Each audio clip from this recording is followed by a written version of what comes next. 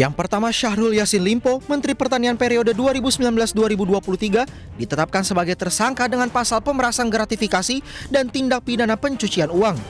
Yassin dijatuhi hukuman 12 tahun penjara dan denda 300 juta rupiah. Kedua, Johnny G. Plate, Menteri Komunikasi dan Informatika periode 2019-2023. Johnny divonis 15 tahun penjara dan denda 1 miliar dalam kasus korupsi pengadaan menara BTS. Ketiga, Idrus Marham, Menteri Sosial periode Januari hingga Agustus 2018. Idrus tersandung kasus korupsi kesepakatan kontrak kerjasama proyek PLTU Riau 1. Dia divonis 3 tahun penjara dengan denda 150 juta rupiah.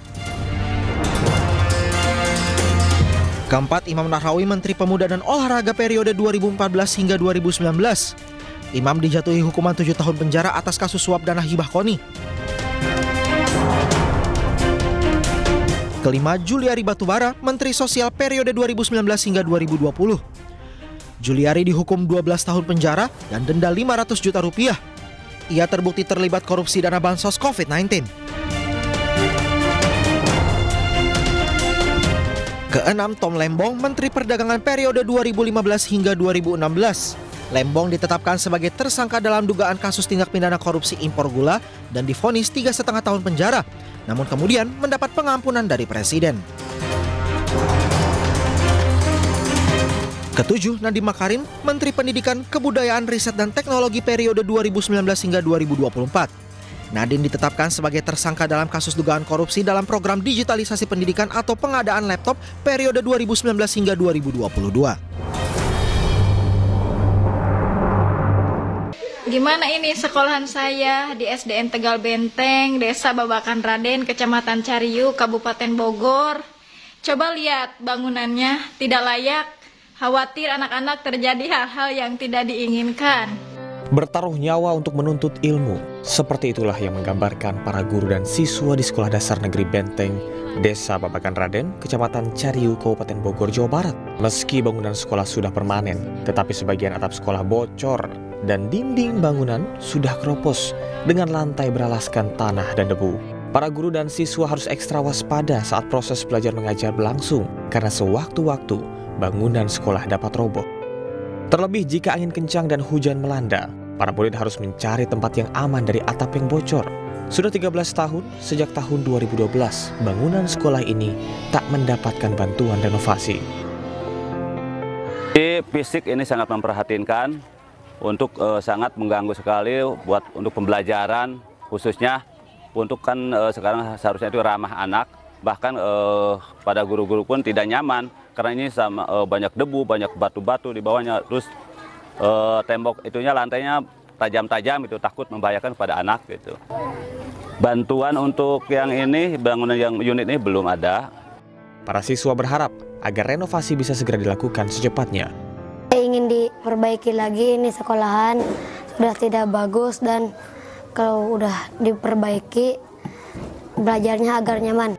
Meski bangunan sekolah rawan roboh, namun minat pelajar para siswa tak pernah surut. Bagi mereka, bangunan sekolah yang rapuh tak membuat mereka takut untuk bersekolah.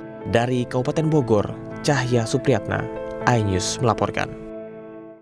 Pemirsa, kabar baik datang bagi guru non-PNS di lingkungan Kementerian Agama. Pemerintah resmi menaikkan tunjangan profesi guru non-PNS dari 1,5 juta menjadi 2 juta rupiah per bulan.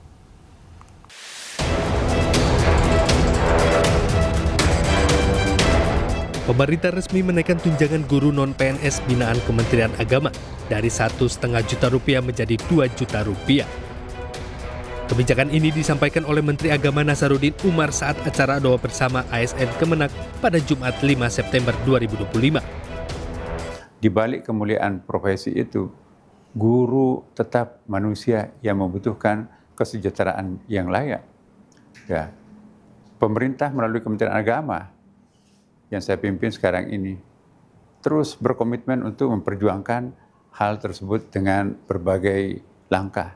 Tahun ini ada kenaikan tunjangan profesi bagi 227.147 guru non-PNS sebesar Rp500.000 per bulan. Tunjangan yang semula hanya 1,5 juta rupiah per bulan menjadi 2 juta. Menurut Menak, keputusan ini merupakan bentuk apresiasi pemerintah atas dedikasi para guru yang selama ini berjuang mencerdaskan generasi bangsa meski statusnya bukan aparatur sipil negara.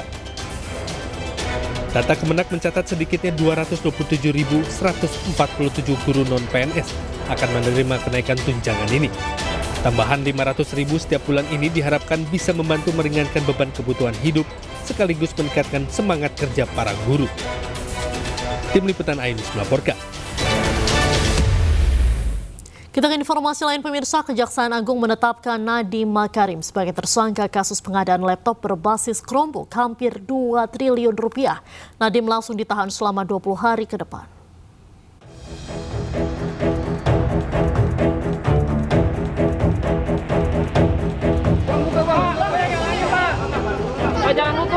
Kejaksaan Agung menetapkan Nadiem Makarim sebagai tersangka dugaan korupsi pengadaan laptop berbasis Chromebook.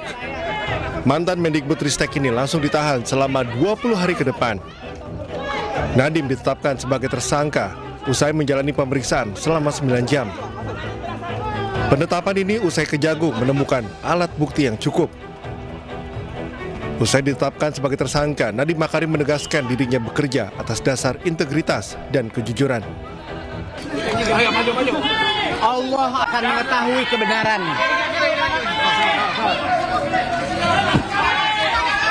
Bagi saya, seumur hidup saya, integritas nomor 1. Kejujuran adalah nomor 1. Allah akan melindungi saya. Mas Menteri, insya Allah.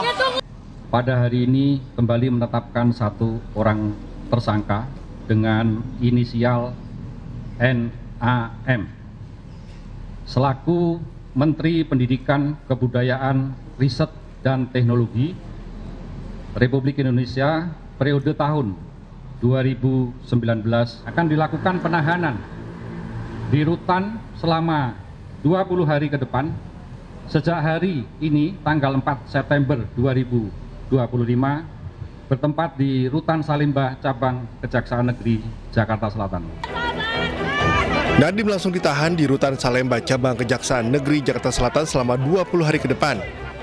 Menurut Kejagung, kerugian negara ditaksir mencapai hampir 2 triliun rupiah.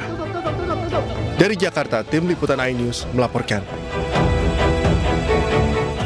Wakil Ketua KPK 2011-2015 Bambang Wijoyanto angkat bicara terkait kasus dugaan korupsi yang menjerat Nadiem Makarim, Menteri Pendidikan, Kebudayaan, Riset, dan Teknologi periode 2019 hingga 2024. Menurut Bambang, kasus Nadiem di KPK tetap dapat diproses meski dia telah ditetapkan menjadi tersangka oleh Kejagung dalam dugaan korupsi program digitalisasi pendidikan atau pengadaan laptop periode 2019-2022. Yang nggak boleh itu kalau ada satu kasus dia diperiksa 2 kali dan dihukum jadi 2 kali. Ya. Yang nggak boleh begitu. Cuman kalau orang ini melakukan banyak kejahatan, dia boleh diperiksa atas kasus yang berbeda-beda itu. Boleh. Misalnya, yang ini kan misalnya kayak gitu kan. Yang satu itu kaitannya dengan Chrome kan apa namanya istilahnya itu pengadaan Chromebook. Yang satu lagi soal cloud layanan Google Cloud dan internet. Itu kan 2 isu yang beda tuh, Bos.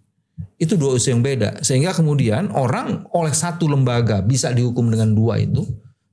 Kasusnya di sini baru kemudian kena lagi misalnya Kejaksaan Agung memeriksa dengan 2 kasus ini. Tapi bisa saja masing-masing lembaga yang punya otoritas itu kemudian yang satu meriksa ini, yang satu meriksa ini. Sebaiknya kalau ada satu orang dan dia punya beberapa kasus, kasusnya itu dihimpun dan kemudian diperiksa dalam waktu yang bersamaan. Sehingga orang itu penanganannya itu bisa lebih cepat, lebih efisien. Dan tidak ada kesan orang ini dihukum berkali-kali gitu. Walaupun kejahatan bisa aja dia melakukan. Kan bisa saja satu orang melakukan berbagai macam kejahatan. Ya kan? Nah kayak gitu. Jadi yang tidak boleh itu orang dihukum 2 kali atas tindakan yang dilakukannya 1 kali, atas tindakan yang sama dihukum 2 kali. Apalagi oleh 2 lembaga yang berbeda. Itu nggak boleh.